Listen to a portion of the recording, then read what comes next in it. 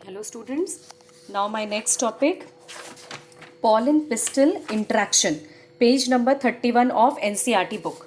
ठीक, pollen pistil interaction. Pollination does not always ensure the transfer of compatible pollens. इसका मतलब समझ रहे हैं? Compatible pollens का मतलब क्या है?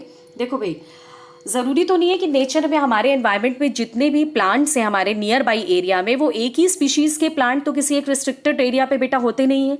भाई एक एरिया में आपको कई तरीके के स्पीशीज़ होंगी, बहुत सारी स्पीशी होंगी, variety of plants, variety of species, variety of pollen grains. तो ये तो बिल्कुल ज़रूरी नहीं है ना कि जिस समय पॉलिनेशन होगा उस समय किसी एक फ्लावर पे सेम पॉलन ग्रेन्स ही उसी की स्पीशीज़ के आए। देयर मे बी चांसेस कि किसी दूसरी स्पीशीज़ के पॉलन ग्रेन्स किसी स्पीशीज़ पे जाकर के लैंड कर दें। ठीक है ना। तो फर्स्ट पॉइंट है, pollination does not always ensure the transfer of compatible pollens. हर बार सेम आपके कंपैटिबल पॉलेंस नहीं हो सकते। ठीक है। Next point, hence the pistil has the ability to recognise the right type of pollens to promote post pollination events. इसका मतलब क्या हुआ कि जो पिस्टल है आपकी, उसके पास ये एबिलिटी होती है कि वो रिकॉग्नाइज कर सके, वो जान सके कि राइट टाइप ऑफ पॉलन जो है वो आए हैं कि नहीं। अगर right type of pollen grains आएंगे तभी वो जर्मिनेट करेगा, पॉलिनेशन होगा। पॉलिनेशन के बाद वहां पे आपके पॉलन ग्रेन्स जो है वो जर्मिनेट करेंगे। जर्मिनेट होने के बाद पॉलन ट्यूब फॉर्मेशन होगा। देन पोस्ट पॉलिनेशन इवेंट्स वहां पे हो पाएंगे। पोस्ट पॉलिनेशन का मतलब कि पॉलिनेशन हुआ, पॉलन ग्रेन्स शेड हुए, स्टिग्मा पे गए, पॉलन जर्मिनेशन हुआ, पॉलन ट्यूब फॉर्मेशन हुआ, फिर आगे का प्रोसेस होगा। अगर वो सेम स्पीशीज के हैं, अगर वो सेम स्पीशीज के नहीं है तो जर्मिनेशन नहीं होगा। Okay. Next point, if the pollen is of wrong type the pistol prevents the pollen germination. अगर किसी एक स्पीशीज पे किसी दूसरी स्पीशीज के पॉलन्स आकर के लैंड करेंगे, then the germination of pollen grains not takes place. Clear. Next, this interaction is mediated by chemical components of the pollen and pistil. मतलब क्या है कि इसको आइडेंटिफाई करना कि ये right, whether it is right और रॉन्ग, तो ये चीज़ किस पर डिपेंड करती है? ये बेटा डिपेंड करती है केमिकल कॉम्पोनेंट्स पे, कुछ केमिकल्स पे ही डिपेंड करेगी। ठीक है।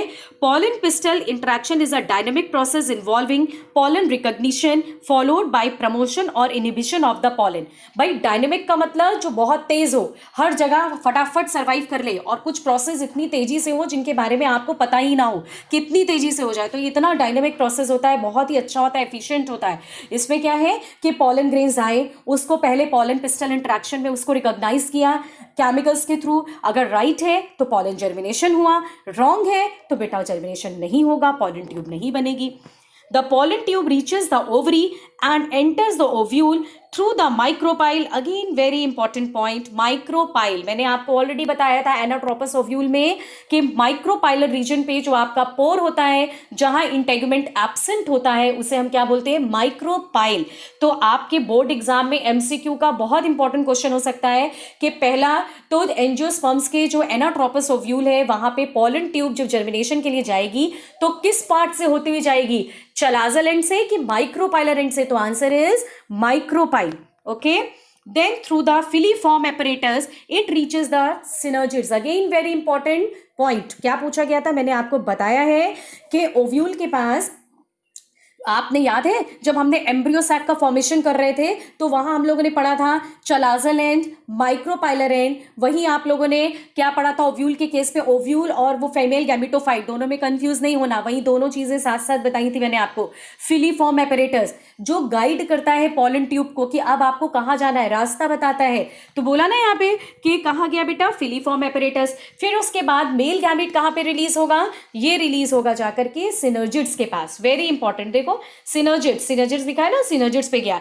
इन this way pollen tube grows. अब इसके बाद पॉलन ट्यूब क्या करेगी? ग्रो करेगी। Next slide, artificial hybridisation.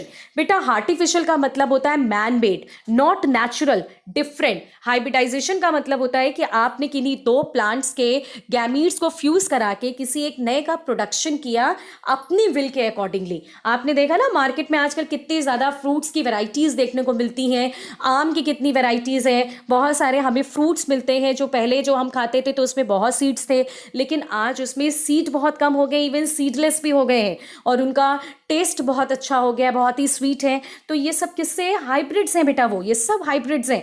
हम लोग क्रॉप इम्प्रूवमेंट ईल्ड के लिए इन सब प्रोग्राम्स में हम लोग अलग अलग तरह के सीड्स का प्रोडक्शन करते हैं। Okay, it is a method to improve crop yield. Crop yield का मतलब होता है क्वांटिटी, क्रॉप के प्रोडक्शन को बढ़ाना। In this method it is essential to ensure that the right kind of pollen grains are use and the stigma is protected from unwanted pollen grains. It is achieved by, इसका मतलब क्या हुआ, अगर आपको artificial hybridisation की technique को follow करना है तो फर्स्ट ऑफ ऑल जो सेल्फ पॉलिनेशन के प्रोसेस है उसको रोकना पड़ेगा, क्रॉस पॉलिनेशन को रोकना पड़ेगा। हमें क्या करना है, दो मेथड के थ्रू।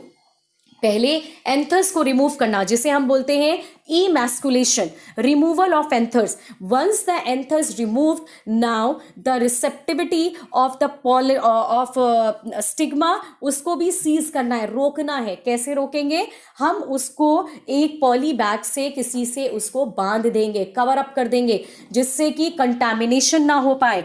आसपास का कोई कंटामिनेटेड का मतलब होता है अनवांटेड, कोई दूसरा पॉलन ग्रेन आके उसको जर्मिनेट ना करा दे।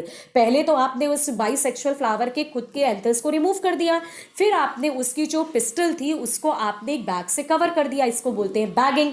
अब ये दोनों काम जब हो गए, फिर आपने क्या किया, ब्रश की मदद से जो आपके डिजायर्ड पॉलन ग्रेन्स थे वो आपने उस स्टिग्मा के ऊपर जाकर के डस्टिंग कर दिया, उस पर डाल दिए। अब पॉलन ट्यूब जर्मिनेट होने से पहले अब हमने उसको रीबैग कर दिया, क्योंकि पहले हमने बैगिंग की थी कंटामिनेशन से बचाने के लिए, फिर हमने रीबैगिंग की अगेन उसे कंटामिनेशन से बचाने के लिए। देखिए, when the stigma of the bagged flower becomes receptive, the collected pollen grains are dusted onto the stigma and then the flower is rebagged. फिर से उसको रीबैग कर दिया। रिसेप्टिव का मतलब समझ लीजिए बेटा कि जब हमारी पिस्टल इतनी मैच्योर हो जाए कि अब अगर हम उसमें पॉलन ग्रेन्स डस्ट करें तो वहाँ पॉलन ट्यूब का फॉर्मेशन हो सके।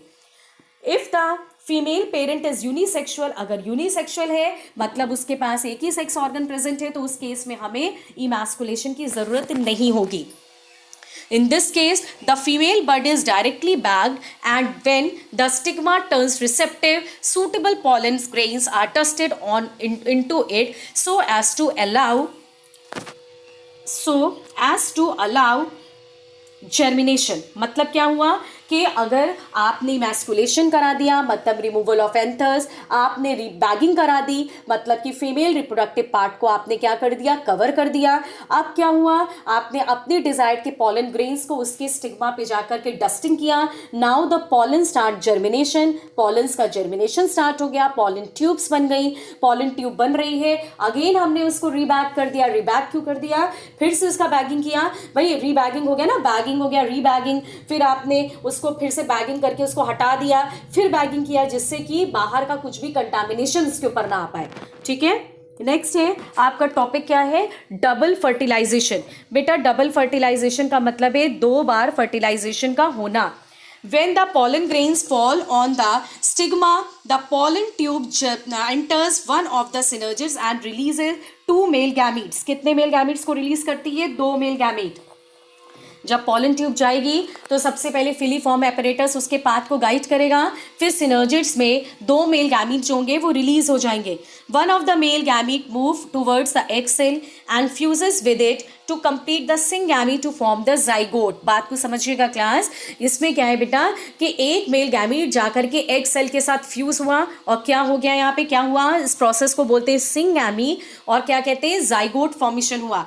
The other male gamete fuses with the 2 polar nuclei and forms triploid primary endosperm nucleus। अब दूसरा मेल गैमेट किसके साथ गया, सेकेंडरी पोलर न्यूक्लियाई के साथ गया और क्या बन गया, प्राइमरी एंडोस्पर्म न्यूक्लियस, PEN बना। This is termed as triple fusion. इसे हम क्या बोलते हैं, ट्रिपल फ्यूजन। क्यों बोलते हैं, अभी मैं डायग्राम में दिखाती हूँ आपको। नेक्स्ट देखिए, since 2 kinds of fusion syngamy and triple fusion take place, the process is known as double fertilization and is characteristic of flowering plants। तो आपसे बोर्ड एग्जाम में अगर पूछते हैं डबल फर्टिलाइजेशन तो आपको किसके बारे में लिखना है, सिंगैमी एंड ट्रिपल फ्यूजन, दोनों को मिला करके क्या हुआ, double fertilisation. After triple fusion the central cell becomes the primary endosperm cell. अब उसको सेल को बोलेंगे जो सेंटर पे होगा प्राइमरी एंडोस्पर्म सेल, और हम न्यूक्लियस को बोलेंगे primary endosperm nucleus. The primary endosperm nucleus gives rise to endosperm while the zygote develops into an embryo। किस में डेवलप हो गया? एम्ब्रियो में फॉर्मेशन हो गया। समझ आया? नेक्स्ट देखिए, अब डायग्राम में आपको बस क्लियर करना चाह रही हूँ, ध्यान से देखना बेटा। ये है हमारी एक पिस्टल, ठीक है। पिस्टल में देखो एक पॉलन ग्रेन आया, पॉलन ग्रेन से यहाँ पे देखो पॉलन ट्यूब बन रही है, ये पॉलन ट्यूब बनी, अल्टीमेटली देखो यहाँ पे ये पॉलिनेशन के लिए बेटा जा रहा है। ध्यान दीजिए सेंटर पे, यहाँ ऊपर आपके दो एंड्स हैं, एक चलाजल साइड है, एक आपका माइक्रोपाइलर एंड है। आप देखो सेंटर पे जो दो तुम्हारे न्यूक्लियाई नजर आ रहे हैं उसे हम बोलते हैं पोलर न्यूक्लियाई, और देखिए नीचे आपके दो एक्स, एक सेंटर में एक्सल और दो क्या है सिनर्जिड्स। अपोजिट में देखिए 3 एंटीपोडल सेल्स हैं, सेंटर में 2 पोलन न्यूक्लियाई है। नेक्स्ट में देखिए पॉलन ट्यूब फिलीफॉर्म एपरेटस ने उसको गाइड किया। सिनर्जिड्स में सबसे पहले उसके मेल गैमेट्स रिलीज हुए, एक मेल गैमेट यहाँ एक्स सेल के साथ आपका फ्यूज हो रहा है, and second purple male gamete वो किसके साथ जा रहा है? सेकेंडरी पोलर न्यूक्लियाई के साथ। बेटा पर्पल कलर उन्होंने दिखाने की कोशिश करी है कि वो गैमेट है, वो कोई कलर नहीं होता इसका, वो बस आपको डिस्टिंग्विश करने के लिए। नेक्स्ट देखिए, आप ये देखो जो फर्स्ट ये जो तुम्हारा फ्यूजन था, जो जाइगोट बन रहा है वो किससे बन रहा है? सिंगैमी के थ्रू। अभी मैंने बताया ना डबल फर्टिलाइजेशन में एक सिंगैमी हुआ और एक आपका ट्रिपल फ्यूजन हुआ, तो सिंगैमी हो गया जिससे कि तुम्हारा जाइगोट बना, प्लॉइडी हो गई 2n, तो मतलब egg cell plus 1 male gamete क्या हो गया? सिंगैमी बना हमारा 2n जाइगोट। ध्यान दीजिएगा, सेकेंड मेल गैमीट किसके साथ फ्यूज कर रहा है? सेकेंडरी पोलर न्यूक्लियाई, वहां पे 2 न्यूक्लियाई थी और प्लस 1 मेल गैमीट, 3 मिल करके हो गया ट्रिपल फ्यूजन। 3 न्यूक्लियस आपकी फ्यूज कर रही है और क्या बना? 3n, primary endosperm nucleus and cell called primary endosperm cell. और यही फ्यूचर में जाकर के एंडोस्पर्म का फॉर्मेशन करेगा, और ये एंडोस्पर्म क्या करेगा? ये डेवलपिंग जाइगोट को, जब ये जाइगोट डेवलप हो रहा है, एम्ब्रियो आपका सीड फॉर्मेशन हो रहा है, उनको नरिशमेंट प्रोवाइड करने का काम कर रहा है। समझ आया? फिर से चाहे एक बार आप रिकॉल कर लो चीजों को। डबल फर्टिलाइजेशन, सिंगैमी और प्लस क्या दिया है आपको? Syngamy and triple fusion. Syngamy से आपका फॉर्म हो रहा है जाइगोट और ट्रिपल फ्यूजन से बन रहा है हमारा एंडोस्पर्म। देखो तो डबल फर्टिलाइजेशन का मतलब सिंगैमी प्लस ट्रिपल फ्यूजन, ठीक है। ये देखिए PEN PEC। नेक्स्ट देखिए डायग्राम पे बेटा ध्यान दीजिए। अब पीछे वाला भी थोड़ा सा रिवाइज कर लें हम लोग। इमैस्कुलेशन, एंथर्स को रिमूव करना, बैगिंग का मतलब फीमेल रिप्रोडक्टिव पार्ट को जाकर के कवर अप कर देना जिससे कि कंटामिनेशन ना हो सके, ठीक है। और ये किसके लिए? हमारे आर्टिफिशियल हाइब्रिडाइजेशन की टेक्निक्स हैं। पॉलन पिस्टल इंट्रैक्शन में केमिकल बेस्ड है। अगर एक स्पीशीज का पॉलन ग्रेन सेम स्पीशीज के ही फ्लावर पे, चाहे वो कहीं पे भी हो, वहां पे जाकर के अगर कहीं दूर भी जाकर के किसी दूसरे फ्लावर पे but belongs to the same species, तब तो वो जर्मिनेट हो जाएगा। अगर कोई डिफरेंट 2 स्पीशीज के पॉलिनेशन हो जाए तो बेटा वहां पे जर्मिनेशन नहीं होगा, ठीक है। नेक्स्ट देखिए आपको इसमें और क्या क्या बताया गया कि ये जो आपका प्रोसेस है, अगर वो राइट साइड पे होगा तो राइट साइड मतलब अगर सेम स्पीशीज पे आएगा तब तो तुम्हारा जर्मिनेशन हो जाएगा, आगे की पूरी स्टोरी आगे बढ़ेगी आपकी, अदरवाइज वो वहीं रुक जाएगा। समझ आया? ये भी बहुत इंपॉर्टेंट है, रिवाइज कर लो बेटा। फिलीफॉर्म एपरेटस क्या करता है? Guide the path of pollen tube. लिख लीजिए कहीं, मेरा जब सुनते हैं वीडियो तो वहीं पे कहीं लिख लीजिए कॉपी पे, ये इंपॉर्टेंट है। कहाँ पे मेल गैमीट्स रिलीज होते हैं? सिनर्जिड्स में होते हैं, ठीक है। अब देखिए, अब तो ये हो गया, अब इसको अच्छे से आप रिवाइज कीजिएगा। Thank you so much class.